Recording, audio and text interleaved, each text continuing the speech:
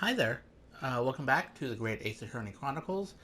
It's been a little bit, but we're back. And in fact, if I remember, we left off on our to be continued, and well, now we're waiting for the new witnesses to be called in.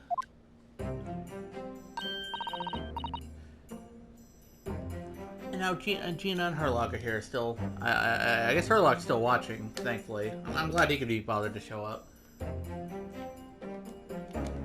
Oh, there you are, Odo. What kept you, my dear fellow? What do you mean what kept me? I was fucking doing my job. What do you mean? Hello, Mr. Sholmes? Gina? Oh. I'm not sure what do you mean, like, kept you from, like... Oh, wait, what did I say back there? You sure about what you said in there? That the boss, you know, actually died the day before. It's, pretty odd to swallow. Oh yeah, the whole... That series of, logical leaps to get to that new conclusion. I mean, again, it made sense, or I mean, it makes sense, but... I don't know, I just feel like it's not something you would naturally, come to. It's at least a possibility. Yes, I was shocked by the revelation too, Gina. As was I. Possibly more shocked than both of you. It's not a competition, Mr. Sholmes. But I was more shocked than all of you put together, motherfuckers. Trust it, I'm the one who said it. So that's how you know that my levels of shock were legitimate. This is the autopsy report in question, is it? Yes. It's strange that there's no time of death noted. Yeah, that was pretty weird. I suppose there's a simple explanation. Or perhaps it was a deliberate omission. Oh dear. If it was deliberate, it puts me in mind of the last case we worked on, Dr. Scythe. Yeah, it wouldn't be our first time dealing with, messed up autopsy reports. I know. Anyway, it seems that on the day before Lord Van Zeke discovered the body, Inspector Gregson was investigating the Red-Headed League. So perhaps something happened with them. Yeah, perhaps so. Come to think of it, you had trouble with those League men too, didn't you, Mr. Sholmes? You were taken in by their trick. No. Naturally, I wasn't taken in, as you put it. My sleuth-hound interest was merely piqued slightly by the rare scent of a weekly £4 income. Yeah, that's one way of putting it. And that scent masked the underlying scent of deception, I suppose. Well, we all make mistakes, you know? Not even Herlock's not a perfect guy. Especially when rent's on the table. The two criminals in question are the pair we saw being arrested yesterday, weren't we? Or aren't they? Sorry. I mean, not fucking reading. In Mr. Sholmes' suite, I mean. Yeah, that fucking sketch comedy act we walked in on. Hey, that's right, Suze. And it was me what took him in. Yeah, I saw it. No, don't you worry. Thanks to a tip-off by a good, law-abiding citizen. Indeed. Yours truly. So it's going to be that pair in the witness stand next, is it? Something doesn't quite make sense to me, though. The day before Inspector Gregson was found, you hadn't had trouble with the Red-Headed League yet, had you? Why would the inspector have been investigating them? I mean, Sholmes saw their ad in the paper, so presumably they had been, you know, dealing with other people before him, so... Well, the likely explanation would be...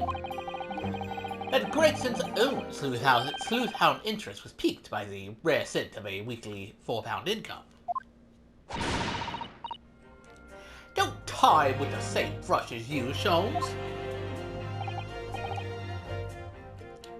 I mean, hey, that's what I said before. You know, he tried to get in on that red-headed league money, and you know, paid with his life. Yes, well, then there's the whole issue of Inspector Gregson being investigated by Lord Van Zeeks for some reason. Yeah, and the fact that Lord Van Zeeks didn't want to like elaborate. The Reaper, the Red-Headed League, Inspector Gregson, Lord Van Zeeks, Suzato Mikotoba, Ryunosuke Naruhodo. These are all people involved in this case in some way. And Kazuma, can't forget him. I feel as though he knew we'd arrive at this point somehow. Gosh, I think you're right. I mean, he did have those witnesses, or the new witnesses ready to go relatively quickly. What's he really trying to achieve here today? Oh, the answers will soon be revealed. Observe the time, my dear fellow. This recess will be over very shortly. Well, yeah, you're right. Kazuma was determined that he should be the one to prosecute this trial, for some reason. And he was determined that I should take the defense, for some reason. Just what is it that he's hoping to make me see, I wonder? I get the feeling we're a long way from the end of this trial yet. Yeah, I can agree with that well enough. Are you ready then, Mrs. Otto? Yeah, totally.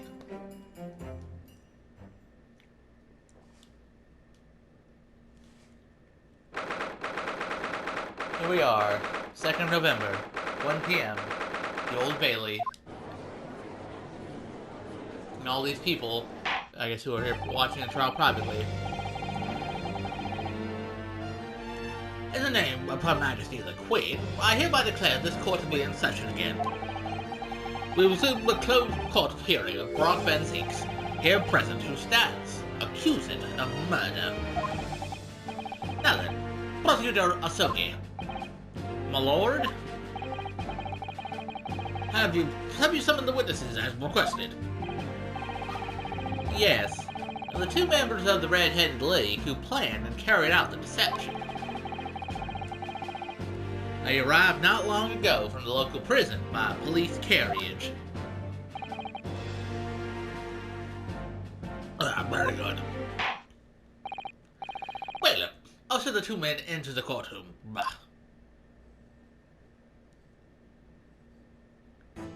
Oh, hey, look at that. They got the spaghetti. These two men are currently being held by the police on suspicion of attempted extortion. You may omit your occupations, but state your names now for the court. I am Fabien de Rousseau, a descendant of the great de Rousseau family from, I don't think you just say nice, nice enfant. I forget it, Nice? From Nice, enfant. And my name is Peppino de Brosi. I eat the spaghetti. I am the third son of the great Familia de Rossi, the landowners from Napoli. Also, nice fucking shuriken you just did. The two men first became acquainted at a boarding school for European nobility. Those who graduate from TGAAC are the future leaders of Europe. TGAAC? I feel like I've heard that somewhere before. But, do you have any idea how boring it is to be born with noble blood? Alors, I make it my mission to get the better of the world by employing the little grey cells of my brain. That is all I am trying to do, huh?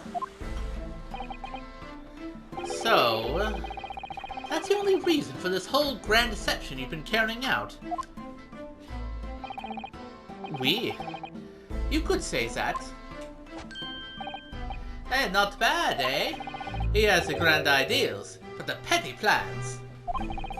This strange combination is a charm of the Hilarious brothers. Hilarious brothers. See, Capo?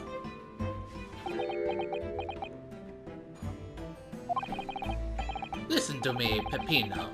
I have two things to say to you. Eh? Che? Are you about to tell me one of your grandi anecdotes? Evivia! Firstly, I want you to stop calling me this Capo. And secondly, we are not the Hilarious brothers. This is serious business. Cimbello! There it is! Haha! The Capo's a trump card. It's a furrowed brow. It is deep, Capo? The furrow and the meaning of your words. The court has been led to believe that under the banner of the Red-Headed League, you have conspired to swindle money from unsuspecting members of the public. Is this true? Eh, oui. C'est ça. And what exactly was the nature of this deception by which you planned a fraud? Hello, I will explain it. No, Capo! Leave it to two of me! Oh boy, now the goofy music is, playing. You know it's about to be something.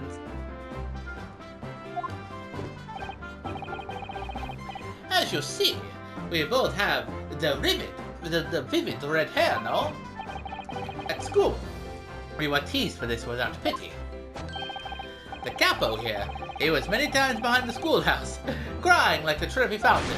Hey, wait! Those dogs! One day they will the world to respect us, Red-Apes! Every night he would bury his head in... C'est bien, Peppino. Enough. I will explain the rest. I mean, I just wanted to hear more about that. How you cried like a little bitch. The first step was the newspaper advertisement. About 1 week before the plan was put into operation, we listed the same notice in every paper in London. Yes, we did see that. We saw that notice. It was this one, I believe, entitled, To the Red-Headed League. Eh, oui. C'est ça. I am honored that you have seen it. It states that the only condition for joining the League is having flame-colored hair, and that if you satisfy the interview panel and are admitted into the League, you could receive a weekly income of £4. On the date specified, red-headed hopefuls gathered in droves at a part specified in the advertisement, and from each person present, this pair took an application fee of 5 shillings. And with this money to France. It was a plan most elegant, no?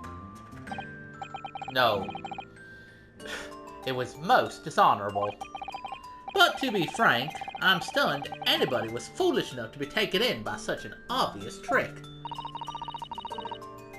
The park was described by one witness as choked with red-headed folk, like a coster's orange barrow. And the day on which all these men gathered to apply was the day before the victim was discovered. Crucially, these two men spoke face to face with every single person present that day. And I've seen more red-headed people in one day than I will see in the rest of my life. See, and now every time I see the Capo's hair, I feel sick to my stomach. Anyway, why have we been summoned here today? Sorry? The date for our trial was not until tomorrow, I was told. Naturally, neither of these men have been told any details about this trial. They've only been shown this photograph. Very good. So, Mr. de Rizzo and Mr. de Rizzi, you will now give your formal testimony for the court on the subject of the gentleman pictured in this photograph. Of course. We are always ready to help with the law.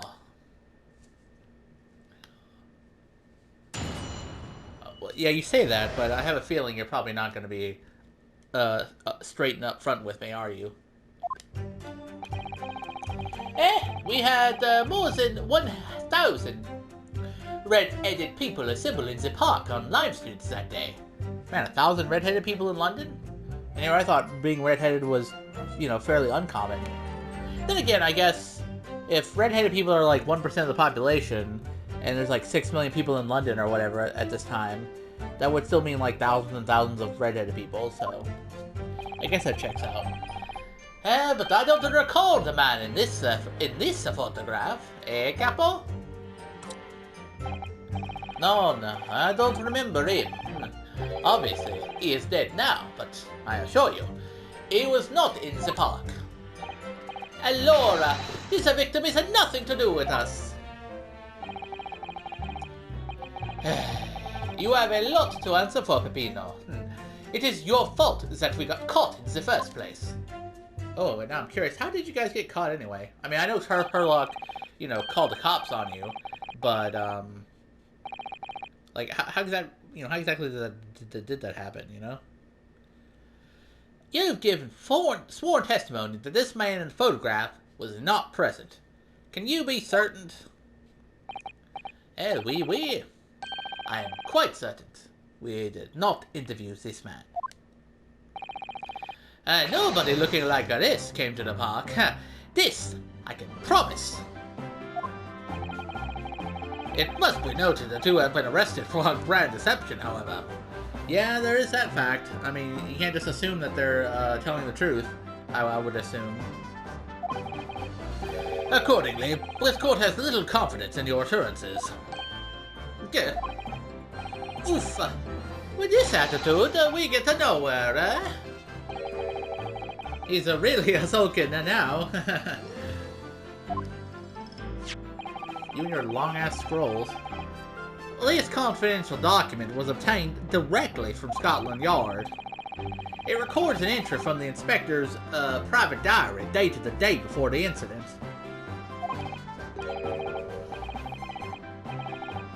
It reads, Lime Street, Red-Headed League, undercover. So that would imply that he was in fact at the, you know, was at Lime Street at that time. Ah! I have the answer. Maybe there was another similar event in the park on the day in question, eh? That is ridiculous. There's no question that Inspector Gregson was investigating the Red-Headed League. Which means it's quite possible that's when he was killed. Very well, the defense may proceed with the cross-examination now. Yes, my lord.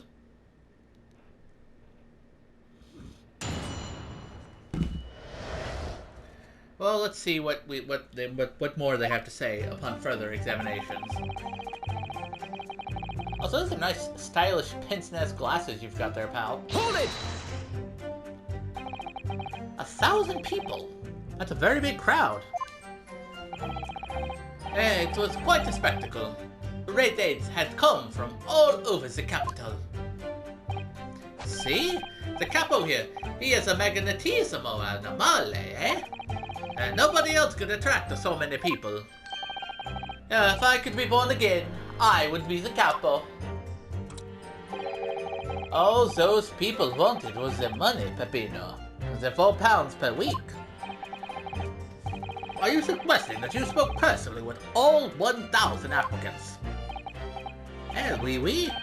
That we did, because every one of them paid us 5 shillings.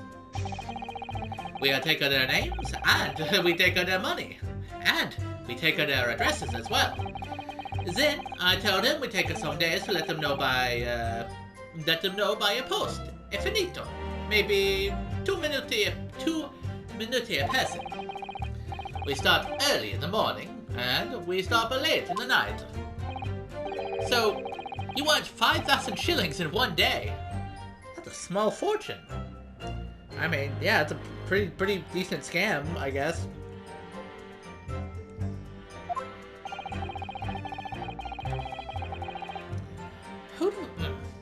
Who'd have thought there are 1,000 such gullible redheads in London to start with?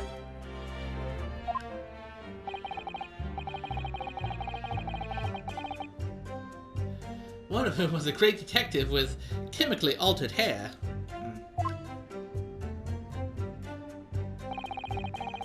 But I don't recall the man in this photograph. A capo. Hold it!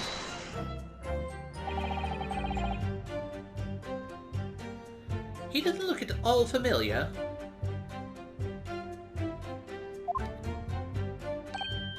And no, I don't think so. And this is a wig, eh? He was trying to trick us. I do not like the people who are trying to trick the other people. I feel like that's, you know... That's ironic. Says the con artist. If between them I interviewed 1,000 people with red hair, it would be unreasonable to expect them to remember every face. And no, signore. I may be small, but my memory is very large. I never forget a thing. In my opinion, I do not think this man was in the park. But he's not going to give the court a definite, it seems. Eh, Capo? You didn't see a man like this, eh? No, I don't remember him. Hold it! Well, obviously, yeah, he is dead now. But according to what you've said, you spoke with 1,000 or more people that day. Oui, that's true. My eyes were burning by the end of the day. Surely then you can't actually remember every single face. How are you so certain that this particular man wasn't present? And normally, the red hair is very distinctive, eh? But not when you have 1,000 redheads crowding around. Then it is just an eyesore. But if there was some other information you could have given us, maybe then we would recall.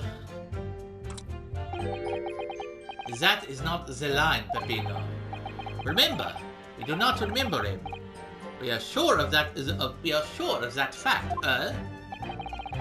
If there was a man with a red hairpiece, but his mustache did not match the color, then I do not think I could have forgotten him. Cosmo said these two had only been shown that photograph, and they'd been told nothing else at all. But what if I fed them just one other detail about the victim? For example, I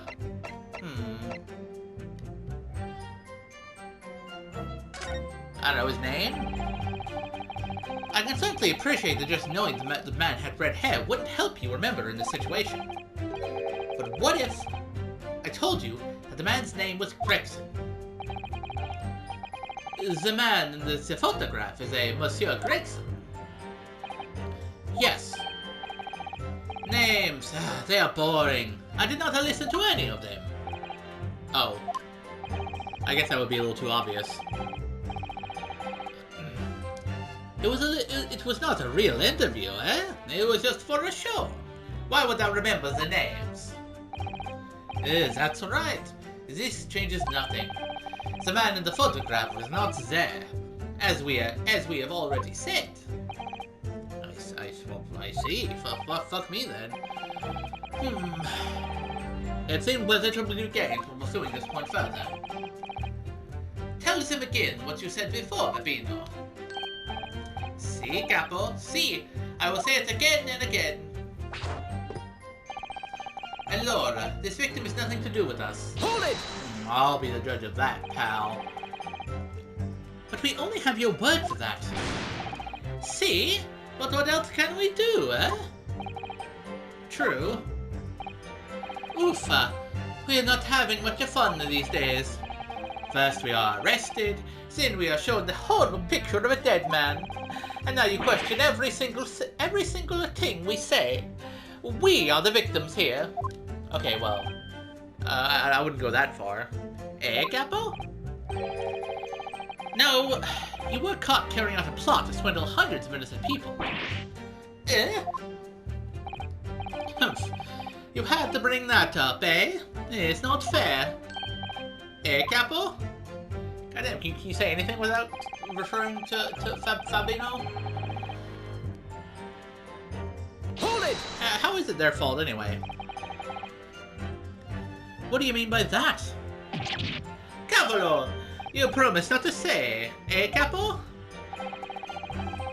After we had taken all the money that day, we should have left the country. That was my plan. I left the purchasing of the tickets for the ferry to Dunkirk to my companion here. But he bought them for the wrong day. Wow, it's kind of stupid. Oops. See, but it's an easy mistake to make, eh? The 1st, the 31st. Bro, it's like literally the 2 different ends of the month. Both. I have no sympathy for you. We were an all day late for that boat because of your stupidity. And it's only because of this that so-called great red-headed detective caught us. Capo, you know what I think.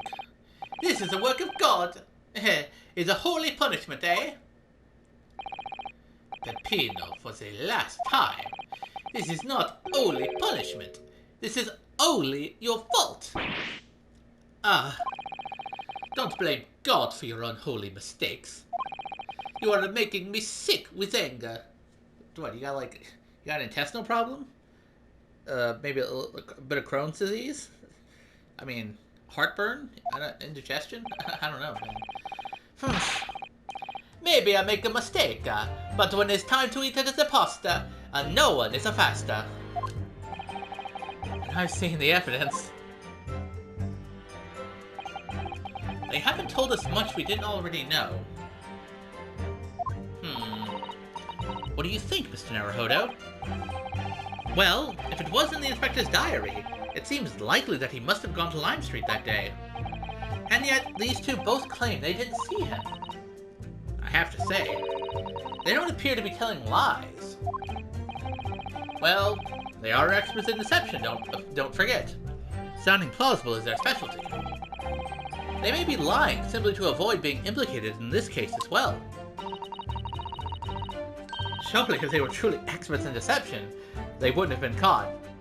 Okay, well maybe they're just like intermediate scholars of deception. Well, yes, you do have a point there. It seems to me like we need more information. Definitely. Okay, so yeah, we need to press a little more about Hold it! or try to give a little more information about, so see if they can actually recall our boy Gregson. Okay, yada yada. Okay, what about his profession? I can certainly appreciate that just knowing the man had red hair wouldn't help you remember in this situation. But what if I told you the man in the red hairpiece was actually a detective? The man in the photograph, a detective. Yes. It would appear that he found your notice in the paper suspicious, and decided to investigate incognito. Yes. You good? Sorry, but this changes nothing. No detective came to the park. I am certain of that. Oh, did they? Excuse me! Now that I know is a bald-faced lie. Something to add, Mr. DeRossi? Che? See, I am always adding something. Parmesan, olive oil, pepper, stromboli, calzone, papa. The pasta. What I mean is, did you not agree with your friend's last remark by any chance? Eh? What did he just say? About the detective? Yes, that. keep your mouth shut, Peppino. You have said enough already. But why, Capo? What is the problem? There was a man who said, I am an inspector from Scotland Yard. What? Good lord. Oh, hey. Man, they really are short. They got fucking... They had to stand on a box. Yeah, I guess that's fair. Order! Order! Order! Explain this blotter face in your testimony, witness. It is simple. A man who was at the... Let me finish saying the line first, at least. A man who was at the park said to us that he was an inspector. There was no such man. But what are you saying, Capo? Have you forgotten, eh? I have forgotten nothing. Nobody like this came to the park. Basta, Capo, basta! You've been to me at many things, but not the two. The memory and the meals. Like I said, when it's time to eat the pasta, no one is a faster. But you are inferior to me in every other way, so shut up! Objection! Well, that's not very nice. Up. Oh, is everyone desk slamming now? Trota. The damage is done. Indeed it is. There was a man who came to the park, and he said he was an inspector from Scotland Yard. However, he looked nothing like the man in the photograph. He was someone else. How can you be so sure? Because, to start with, his face was completely different. See? It's true. The man who came was a younger. His face was clean-shaven. His eyes were sadder. His chin was thinner. No resemblance whatsoever, then. Yeah, it sounds like a completely different person. Anyway, I was not going to be fooled. I took the obvious precaution and said to him, if you are really a detective, show us the proof. See, the capo here, he doesn't take no nonsense, eh? But he was well prepared. He said he had identification. Identification? You mean official police inspector's identification? That is most unconvincing. Sorry, my lord? Counsel, no incognito inspector would offer his identification. Would offer his identification for inspection. It's quite out of the question. Is it? I mean, I guess, yeah, then again, I guess if you were being incognito, or you were investigating incognito, you wouldn't say, oh, I'm an inspector from Scotland Yard. Definitely. Why would he expose his true identity? Clearly, the papers were fake. Certo, Capo, you're a genius. As we say in Italia, it takes a thief to recognize another, eh? And what happened after he announced that he was a detective? He became very annoying. He said, you are under investigation. So I took his papers from him and chased him out of the park. It was fantastico! And look, here is the identification. So you stole it from the man. He had it coming. He made us very scared. But he was not who he said he was. Well, who the fuck was he then? Indeed, the person described does not appear to have behaved as a true inspector would. However, I believe it would be prudent for these identification papers to be entered into evidence. Humph, but I like him. The identification of a man claiming to be a detective inspector? Now, let us return to the witness's testimony. Yeah, I forgot we were still in the middle of a cross-examination. I thought we were going to be going on to, like, another part, but I guess not. Let's actually check out those papers real quick. Metropolitan Police warrant card.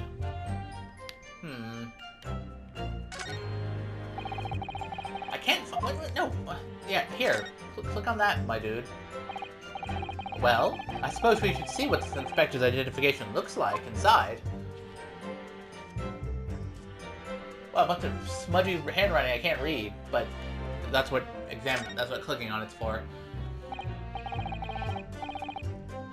Yes, it definitely looks fake, doesn't it? I mean, not like I would know.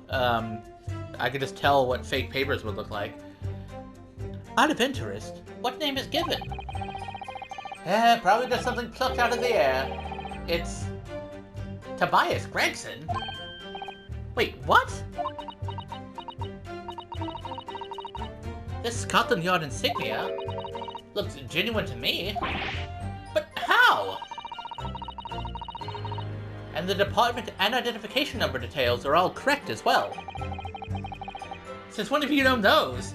Yeah, you don't work for the Scotland Yard, Cesato. Do you mean to say? I know it seems incredible, but yes, I think this is a genuine identification book issued by Scotland Yard. But that's unbelievable. This is a real thing after all? Okay, so I guess it really was Inspector Gregson's identification card. So, well, that raises some questions, and also well, it answers some things, but also, again, it's quite curious. Because they claim that the guy that they talked to didn't look anything like that, but he apparently had Inspector Gregson's actual identification papers. That's pretty, I mean, it's pretty strange. Pretty sus, even. Either way, though, we're going to have to leave it for the next episode, sadly. For now, though, I'll leave things off here. Like, again, we're going to have to really think about what that means, so the fact that they actually had... those papers were actually legit. But until we decide what we're going to do with that, I'll leave things here for now. Wait, yeah, no. Wait, let me just double check. Okay,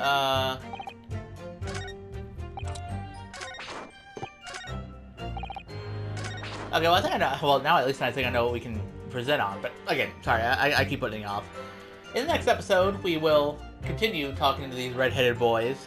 But until then, I'll see you around.